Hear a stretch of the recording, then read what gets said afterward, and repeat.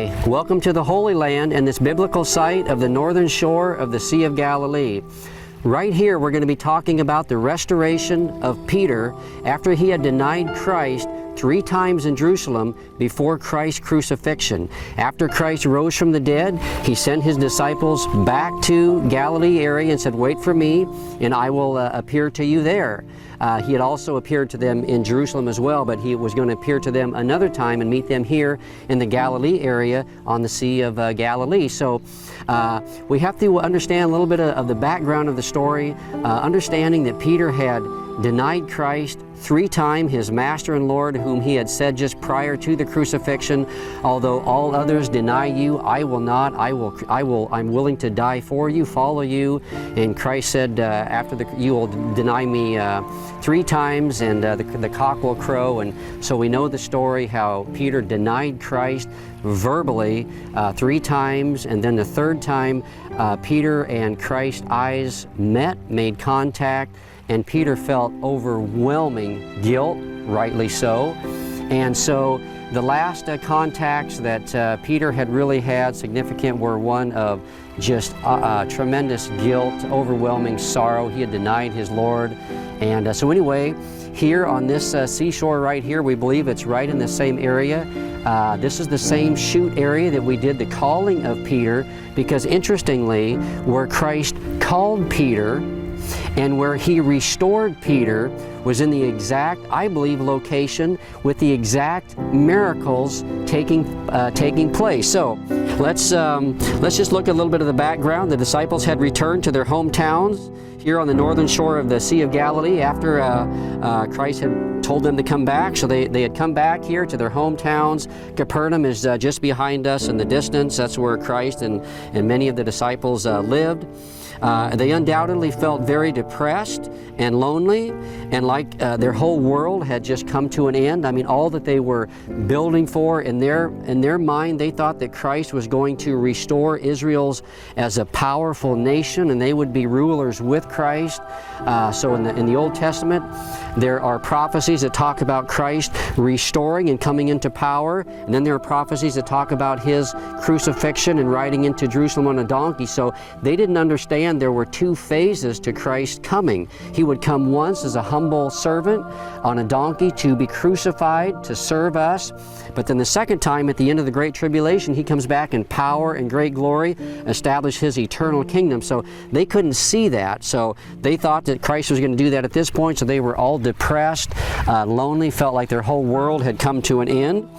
And they had probably called into question how they had spent the last 3.5 years with Christ, and now it was all over. There was some confusion, although Christ had told them clearly that he was going to suffer, he was going to be crucified. They just really didn't get everything. So, and then Peter, who we're going to be focusing on, especially Peter, felt depressed and spiritually sick.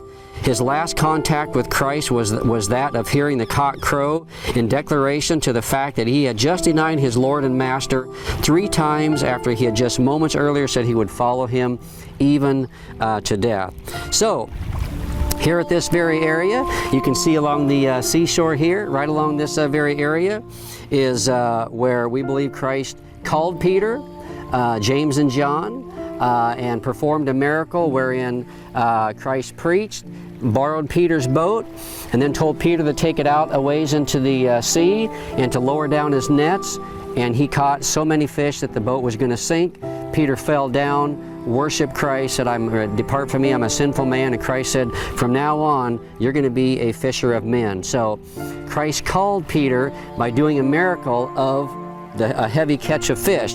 Now let's watch and see when he restores Peter how he does the similar thing. So in John 21:1 it says, "Afterward Jesus appeared again to his disciples by the Sea of Tiberias," which is also the Sea of Galilee. Tiberias was a town named after Tiberius, one of the Caesars. So it is also called the Sea of Tiberias, also called the Sea of Gennesaret, also the Sea of Galilee.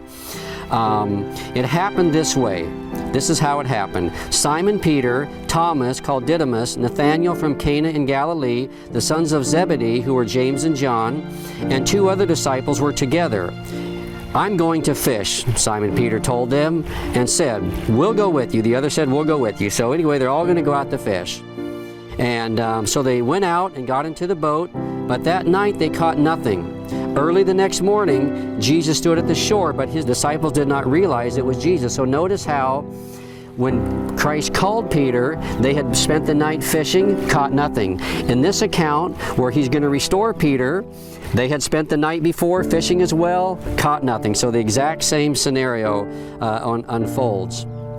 So Jesus appears to them on the seashore, and though the disciples didn't recognize them, he called out to them, friends, haven't you any fish? No, they answered. He said, throw your net on the right side of the boat and you will find some. When they did, they were unable to haul the net in because of the large number of fish.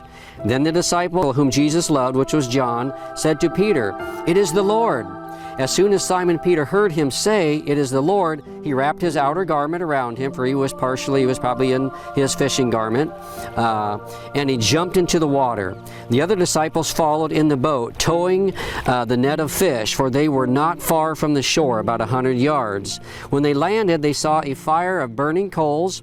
There was some fish on it, and some bread. Jesus said to them, bring some of the fish you have just caught. So Simon Peter climbed aboard and dragged the net ashore. It was full of fish, 153.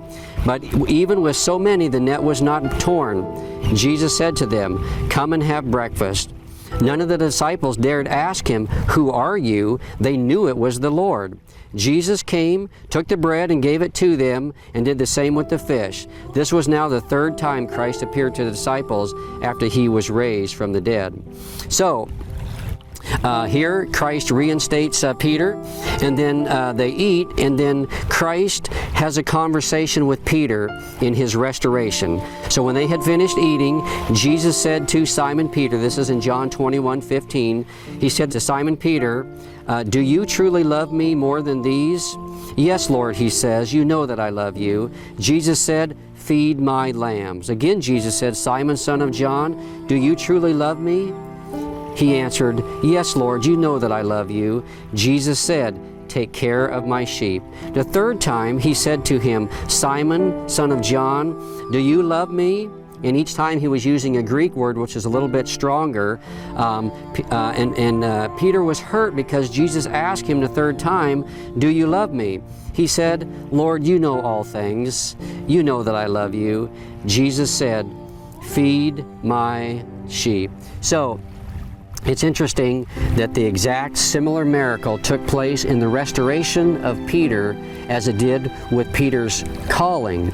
So, here on this northern shore of the Sea of Galilee, right along this beach here, we believe, in the proximity was where Christ not only called Peter, James, and John, but where he also met with them again when he came back, and where he met with Peter and reinstated Peter, restored Peter after Peter had denied him, in the very same location, performing the same miracle. It's absolutely amazing. So I hope that you have enjoyed this video. God bless you, and thanks for watching.